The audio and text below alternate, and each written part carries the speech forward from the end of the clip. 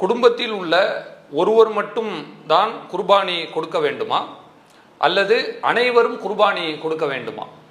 இந்த கேள்வியும் இன்றைக்குள்ள நம்முடைய சமூக மக்கள் மத்தியில் பரவலாக இருப்பதை நாம் பார்க்கிறோம். பொதுவாக சில காரியங்களை பொறுத்தவரை அது யாராவது ஒருவர் செய்தால் போதுமானது. அப்படித்தான் நபி ஸல்லல்லாஹு அலைஹி வஸல்லம் அவர்களும் நமக்கு வழிகாட்டி தந்துள்ளார்கள். அந்த வகையில் இந்த குர்பானியை பொறுத்தவரை இந்த கேள்வி நமக்கு மட்டுமல்ல, தாபீன்களுக்கு அவர்கள் வாழும் பொழுதே அவர்களுக்கு இருந்திருக்கிறது. நீங்கள் பார்க்கலாம், சுனன் இப்னு மாஜாவினுடைய 3147வது ஹதீஸ்.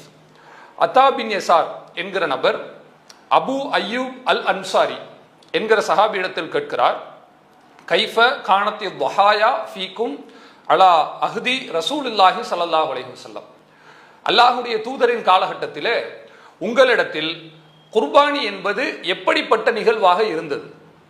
அறுத்து பலியிடுதல் என்கிற நிகழ்வு என்ன மாதிரி நீங்க செய்துகிட்டு இருந்தீங்க என்று கேட்கிறார். அதற்கு அபு அய்யூப் அவர்கள் அழகாக கூறுகிறார்கள், கானர் ரஜுலு ஃபி அஹ்தின் நபி ஸல்லல்லாஹு அலைஹி வஸல்லம், அல்லாஹ்வின் தூதர் காலகட்டத்திலே ஒரு மனிதர் யுதஹி பிஷாத்தி அன்ஹு, அவர் ஒரு ஆட்டை அறுப்பார்.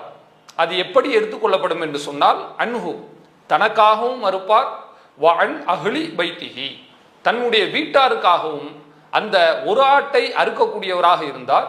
ஃபயஅகுலூன் அதிலேதான் அந்த குடும்பத்தினரும் சாப்பிடுவார்கள், வயுத்வஇமூன் பிறருக்கும் அவர்கள் கொடுப்பார்கள் என்பதாக அவர் சொல்லக்கூடிய நிகழ்வை நான் பார்க்கிறோம்.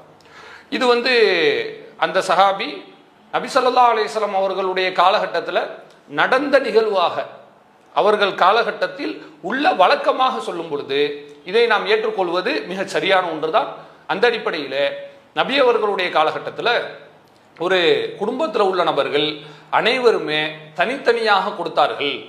எல்லாருமே கொடுத்து ஆகணும் என்று எந்த விதமான வழிகாட்டுதலும் இல்லை. எனவே குடும்பத்தில் ஒருவர் கொடுத்தால் போதுமானது. குறிப்பாக குடும்பத்தினுடைய பொறுப்பாளி அவர் கொடுப்பது போதுமானது தான். ஆனால் குடும்பத்தில் அந்த தலைவரை மீறி மற்றவர்கள் சுயமான பொருளாதாரம் வைத்திருந்தால், குர்பானி கொடுக்கிற அளவிற்கு அவர்களுக்கு அல்லாஹ் ரப்புல் ஆலமீன் தாக்கத்தை கொடுத்திருந்தானே ஆனால் அவர்கள் தாராளமாக கொடுக்கலாம், அது தவறில்லை. அதாவது எல்லாரும் கொடுக்க வேண்டும் என்பது கட்டாயம் இல்லை. அதே நேரத்தில் ஒன்றுக்கும் மேற்பட்டவர்கள் தனித்தனியாக கொடுத்தார்களே ஆனால் அது தவறும் இல்லை என்பதை என்ன செய்யணும், இந்த இடத்துல நாம கவனிக்க வேண்டும். இதுதான் நபி ஸல்லல்லாஹு அலைஹி வஸல்லம் அவர்கள் நமக்கு காட்டி தந்த ஒரு வழிமுறை.